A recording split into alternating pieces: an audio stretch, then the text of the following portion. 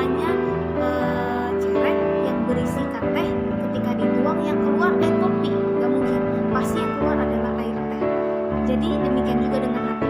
Ketika hati kita tidak beres, ketika hati kita terluka, maka yang cenderung keluar dari mulut kita adalah perkataan-perkataan negatif, perkataan-perkataan yang tidak membangun. Yang ketiga adalah apakah kita bisa melihat hal baik dalam kejadian yang buruk. Misalnya seperti ini, ketika hari ini kita punya problem, ketika hari ini kita punya masalah, bisakah kita melihat bahwa sebenarnya ada hal yang baik yang Tuhan taruh dalam setiap kehidupan kita, di balik setiap problem kita?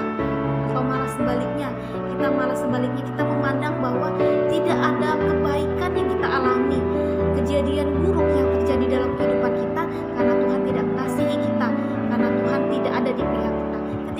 Jika kita berpikir seperti itu artinya keadaan hati kita sedang mengalami yang namanya keadaan yang terluka atau sedang dalam kondisi yang tidak baik.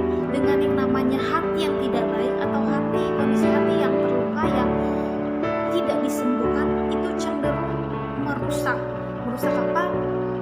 Merusak pergaulan kita, merusak cara pandang kita, merusak segala keputusan kita. Misalnya aturan hari ini, keputusan yang kita ambil itu bijaksana, tapi karena hati kita sedang tidak beres, kita terluka, jadi karena emosi kita mengambil keputusan yang salah sehingga mempengaruhi kehidupan kita di masa depan.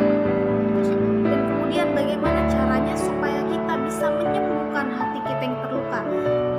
Yang pertama adalah waktu jeda. Jadi ketika kita sadar bahwa kita atau hati kita sedang dalam kondisi yang tidak baik, kita perlu yang namanya waktu jeda. Jadi kita ambil kesempatan untuk menyendiri dulu, kita ambil waktu untuk berdoa, untuk merenungkan kembali kejadian dalam kehidupan kita, apa yang harus kita perbaiki, apa yang salah dalam setiap kehidupan kita. Kita harus koreksi dengan waktu jeda tersebut.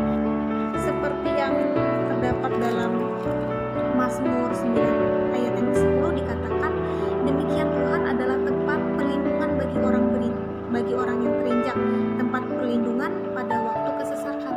Jadi ketika kita sesak, ketika kita merasa terinjak, ketika kita merasa tersakiti, kita malah harus datang ke Tuhan. Karena bersama dengan Tuhan, kita mendapat yang namanya perlindungan daripada Tuhan. Yang kedua adalah setiap luka, setiap trauma, setiap masalah harus dihadapi. Setelah tadi kita memiliki waktu jeda, kita harus masuk ke tahap berikutnya, yaitu menerima. Ulangan pasal yang keempat ayat yang ke-29 dikatakan, dan baru di sana engkau mencari Tuhan Allahmu dan menemukannya, asal engkau menanyakan Dia dengan segenap hatimu, dengan segenap jiwamu. Jadi kita harus menerima setiap apapun yang terjadi. Kita sadar bahwa ya benar kita terluka, ya benar kita trauma, ya benar kita sedang mengalami hal-hal buruk, dan kemudian kita harus datang kepada Tuhan. Dan ketika kita meminta pertolongan dengan Tuhan, pastilah Tuhan akan menjawab setiap pertolongan kita. Dan kita percaya bahwa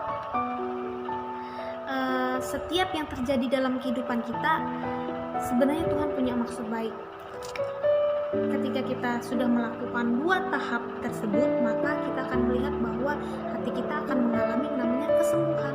Mungkin kesembuhan tersebut tidak langsung terjadi saat itu juga, tapi mungkin dalam tahap ke tahap. Jadi bersabarlah, kita percaya bahwa setiap orang itu punya hal-hal pahit, setiap orang punya pergumulan masing-masing, setiap orang punya masalah masing-masing. Tapi kembali lagi kepada kita harus percaya kepada Tuhan bahwa setiap pergumulan kita, Tuhan punya maksud baik dalam setiap kehidupan kita. Bahwa hati kita yang belum beres ini kita harus bereskan, sehingga kehidupan kita setiap hari kita menjadi berkat dalam setiap kehidupan kita. Kita tidak melukai orang lain, dan kita tidak terluka dengan cara orang lain terhadap kita. Jadi itulah sharing pada siang hari ini. Semoga firman Tuhan pada siang hari ini dapat memberkati saudara-saudara semua di sana. Tuhan Yesus memberkati.